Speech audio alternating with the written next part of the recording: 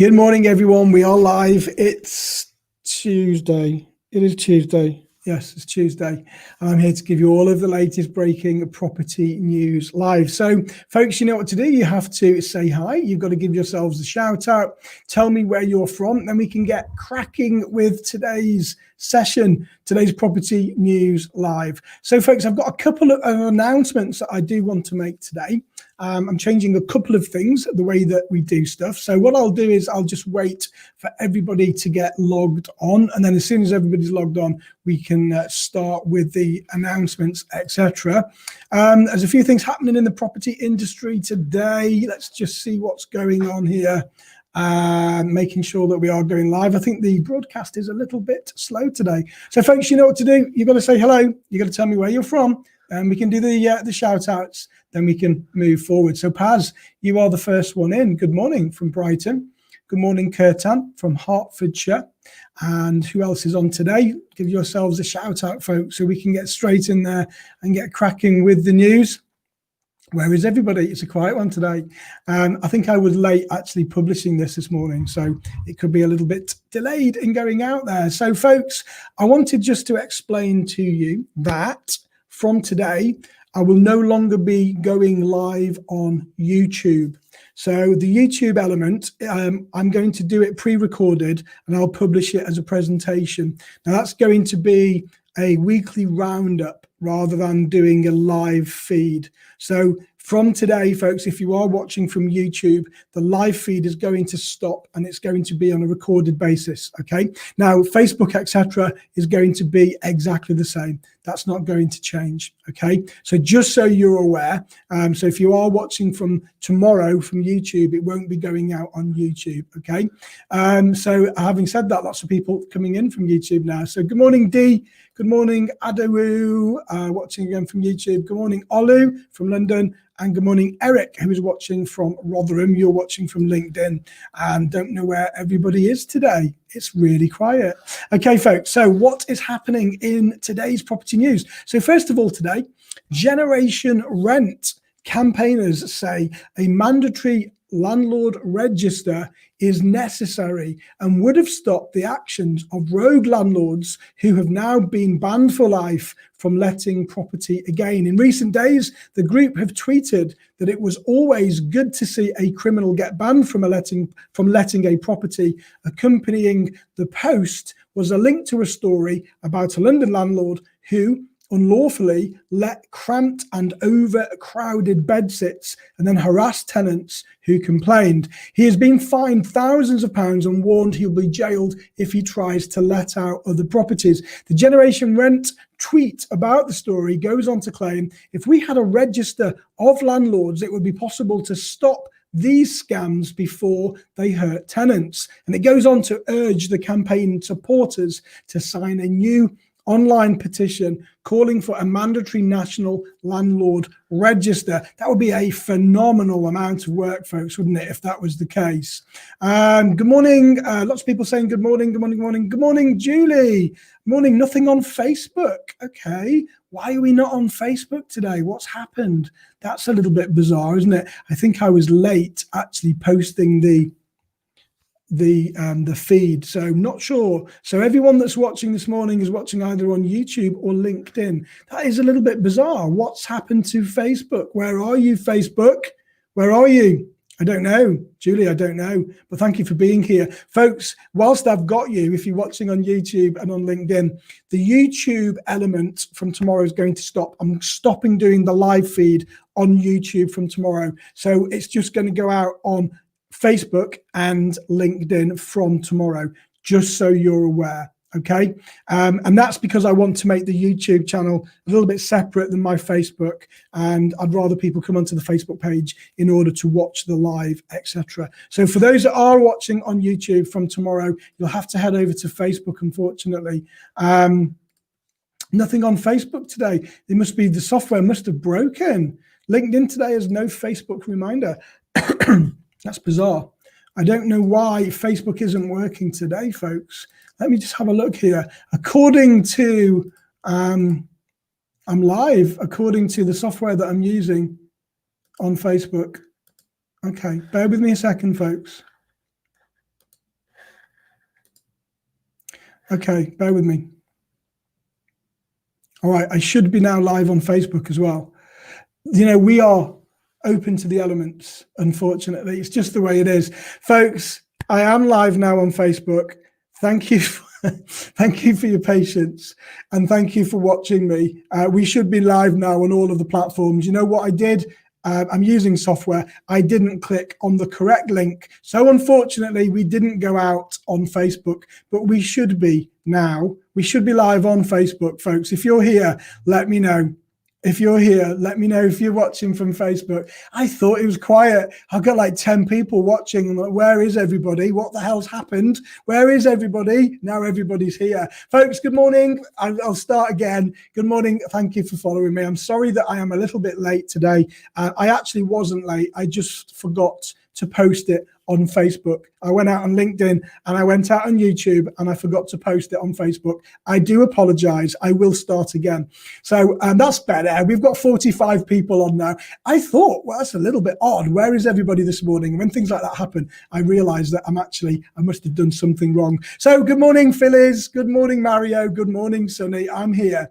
Good morning, Andrew. Good morning, Michael. I haven't overslept. I've been here since 7 a.m. Julie said, I've just literally gone live on Facebook. That's fantastic. Thank you. Good morning, Ricky.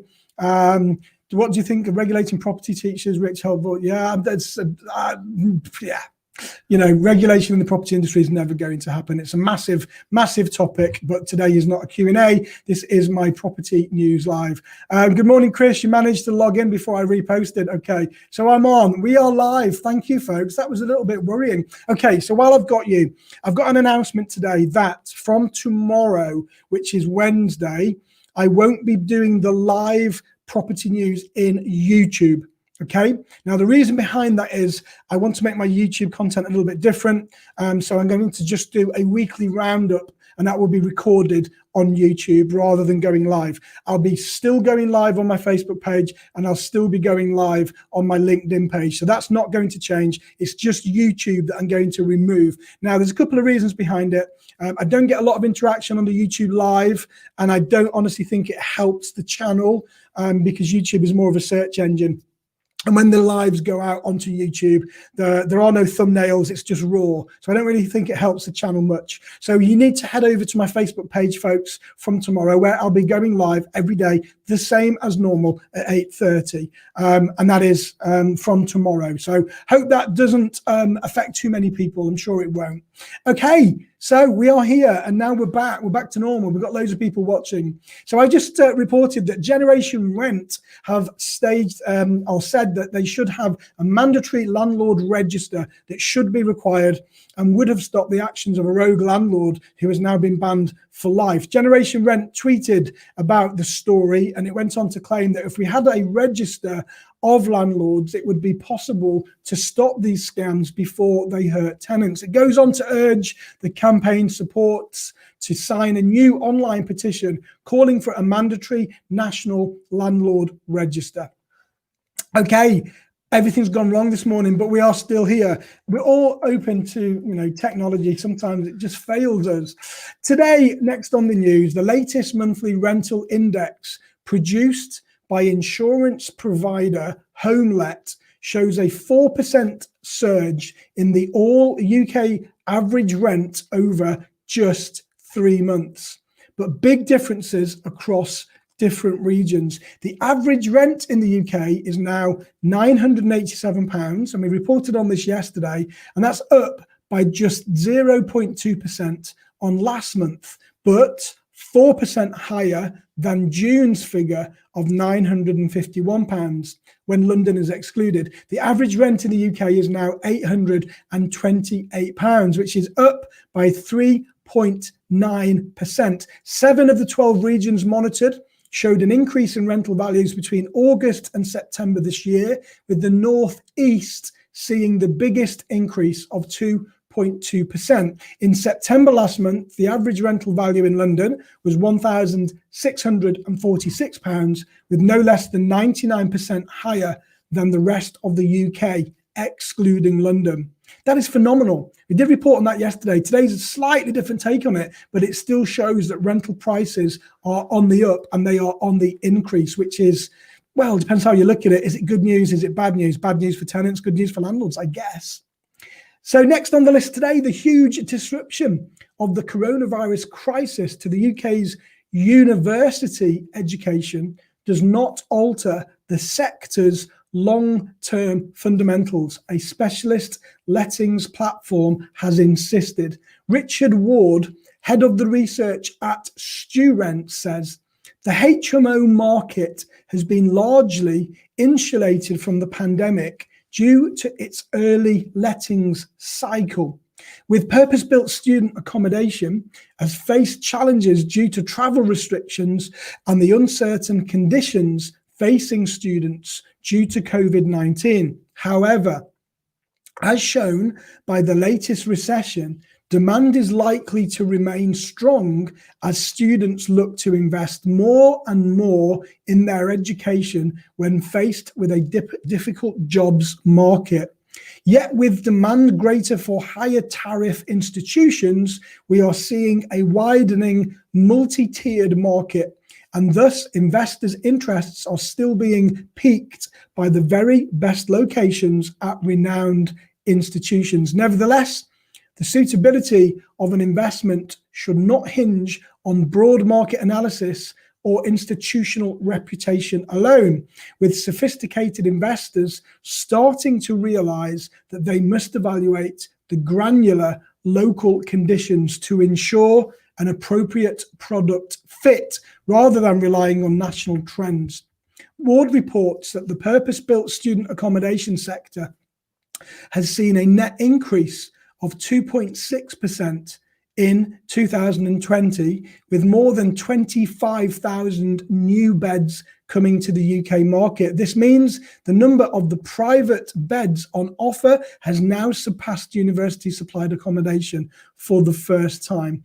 Additionally, a projected increase in the 18-year population over the next decade of 176,000 means demand for UK higher education will continue to grow.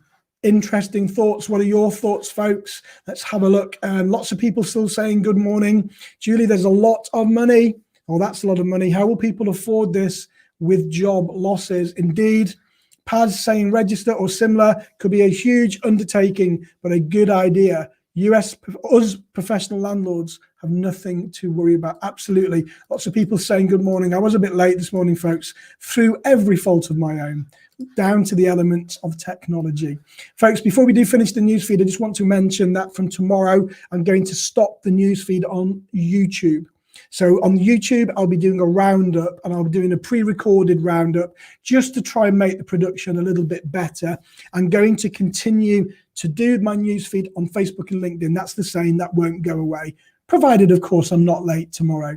So finally today in the news, stamp duty specialist consultancy Cornerstone Tax has claimed that there are some 120,000 buyers in the UK that could be owed stamp duty land tax refunds. It says that in 2017 and 18, over £12.9 billion in stamp duty was paid by homeowners in the UK, whilst in 2016-17 alone, over 6,800 additional property refunds were given, totaling £80 million.